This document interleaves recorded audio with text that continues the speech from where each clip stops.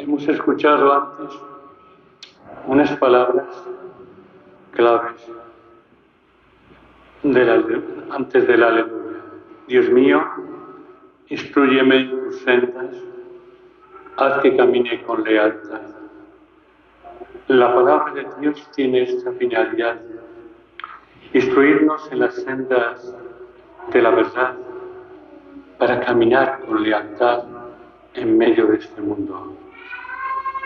Por eso la palabra de Dios no es una historia de ayer, es una palabra de hoy, es una realidad de hoy que nos sirve para instruirnos por el camino de la verdad del Evangelio de Cristo y para caminar a la luz de este Evangelio en la lealtad del Señor. Hoy hemos escuchado la lectura de la profecía de Ezequiel en este oráculo, esta visión dantesca que tiene el bueno de Ezequiel sobre ese valle de huesos secos, todo esto de un pueblo.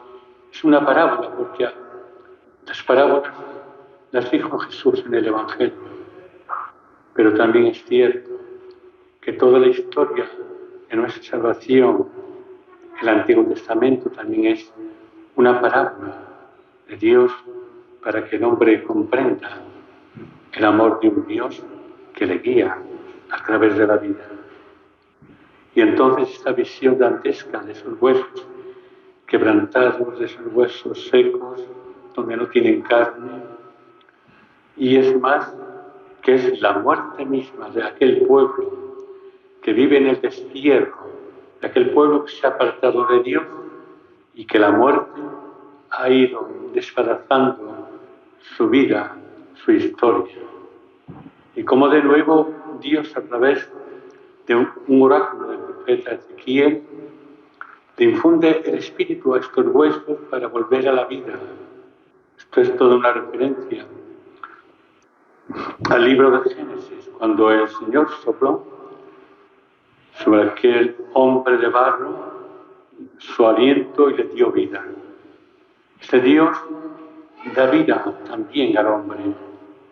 En medio de la tragedia del pecado, del abandono de Dios, de nuevo, como os dije ayer, viene a restaurar a este hombre en este momento de la historia, y a través del Espíritu va iluminando, va dando consistencia a la vida y a la historia del pueblo de Dios que vivía en el destierro. Y creo que esto es muy importante, que lo asumamos en nuestra vida.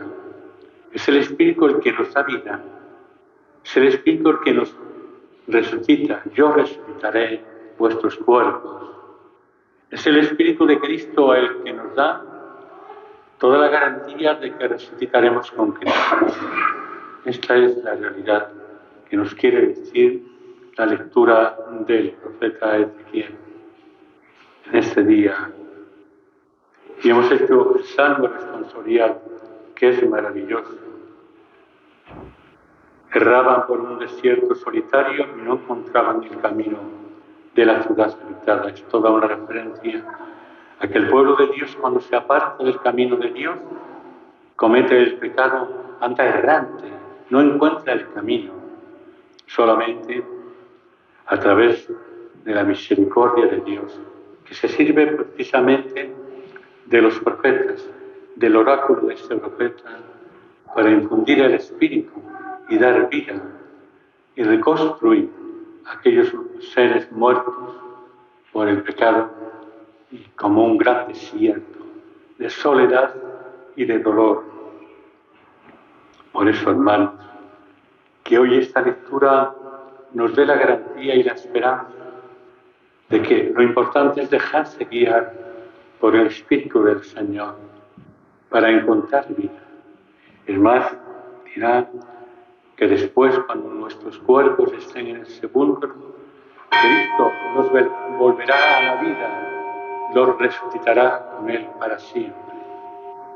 Pero esto es lo importante, el que nosotros nos dejemos instruir en las sendas de la verdad del Evangelio de Jesús y que caminemos, lógico está, con lealtad.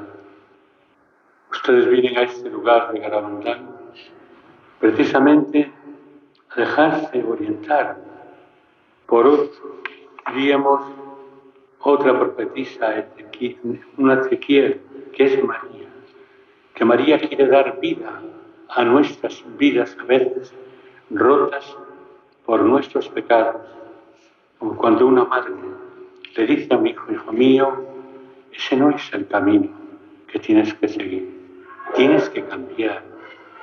Y es María, el Evangelio vivo de Cristo, que el Espíritu a través de María nos pone en camino, en marcha, en medio de este mundo y en medio de esta sociedad. Por esto, hermanos, que hoy la lectura del profeta Ezequiel, a la luz de este lugar de Garabandal, sea como una fuerza interior para saber que Dios nos restaura. Pero para que Él nos restaure, tenemos que asumir la fuerza del Espíritu Santo y nos ponga en el camino de la verdad, en el camino del Señor. Esto es lo que le queremos pedir hoy al Señor, que nos instruya en sus sendas, que nos dejemos instruir, que nos dejemos como María. El Espíritu Santo cubrirá con tu sombra y el santo que va a nacer se llamará Hijo de Dios. Es el Espíritu Santo el que tiene que guiar hoy al hombre en una sociedad donde vivimos la oscuridad de este desastre, de estos huesos quebrantados, de estos cadáveres. Y creo que si no tomamos conciencia de que nuestra vida depende del soplo del Espíritu para recuperar toda nuestra fuerza de creyentes y además para caminar por la senda que dice la respuesta, por la senda de la verdad y para caminar con la lealtad de la vida. El Evangelio que hemos proclamado ya lo hemos oído muchas veces, tal vez. Dios, Cristo el Señor, hace callar a los saduceos que negaban la resurrección de los muertos. Y un doctor de la ley, para tentarlo y para ponerlo a prueba, le pregunta: ¿cuál es el mandamiento principal de la ley? Y el Señor le dice: amarás al Señor tu Dios con todo tu corazón, con toda tu alma, con toda tu mente. Estas preguntas son un interrogante para cada uno de nosotros.